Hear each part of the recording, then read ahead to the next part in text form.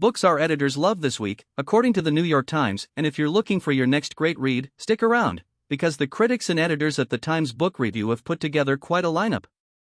Every week, the New York Times Book Review surfaces the most interesting and notable new releases across every genre: literary fiction, nonfiction, thrillers, romance, fantasy, mystery, and everything in between. This week's picks span centuries, continents, and some pretty wild true stories. Let's get into it. We start in historical fiction. Picture this: Hans Christian Andersen, the man who gave us The Little Mermaid and Thumbelina, shows up at the home of Charles Dickens in the spring of 1857. Andersen is desperate for connection. Dickens is desperate to escape his wife and his 9 children. That real-life visit is the premise of what the Times calls a clever, irresistible novel. If you love literary history with a dash of awkward social dynamics, this one's for you. Staying in historical fiction, there's a novel translated by Hildegard Sorel that digs into one of Gustav Klimt's most famous paintings, a work painted in Vienna in 1910, bought by an anonymous collector, reworked, then stolen in 1997, only to resurface more than 20 years later. The author invents an explanation for the mystery surrounding it. Immersive and imaginative, the Times says. Now for some social history with a fascinating hook.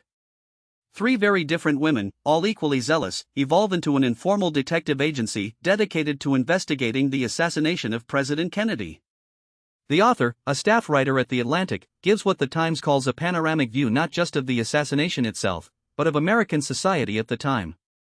It's part true crime, part cultural portrait. On the politics shelf, and this one will sound familiar, Maggie Haberman is back. Her reporting from the first Trump administration riveted readers across the country, and now she's teamed up with her Times colleague Swan for an inside look at Trump 2.0. We're talking backroom conversations, National Guard troops flooding U.S. cities, the Justice Department pursuing the president's perceived enemies, and protesters organizing nationwide. If you want to understand the current political moment through the eyes of 2 veteran Washington correspondents, this is the book. Into fantasy now, and this is a gothic one. The novel follows Guinevere, daughter of a floundering actor/painter and a hugely successful children's book author, both long dead. After a disastrous TV appearance promoting a memoir that paints a rosy picture of her unconventional childhood, Gwyn is forced to confront long-buried family secrets. Times columnist Jennifer Harlan calls it less gothic fantasy and more gothic thriller, with, in her words, a frisson of magic.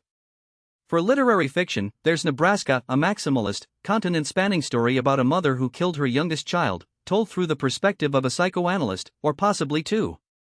Reviewer Jumana Katib writes that the novel is not merely a story of a murder, maladapted immigrants, the limits of the American justice system, or the loneliness of marriage. It is all of that, and more. That's the kind of sentence that makes you want to pick up a book immediately. And finally, memoir. New York City's first female chief lifeguard has written what the Times describes as a brash, appealing book, part sunny coming-of-age story, part exposé of corruption, understaffing, and unnecessary deaths at Rockaway Beach. It's the kind of memoir that surprises you with how much ground it covers. 7 books, 7 very different worlds, and every one of them comes with the stamp of the Times Book Review behind it. That's your literary rundown for the week. Happy reading.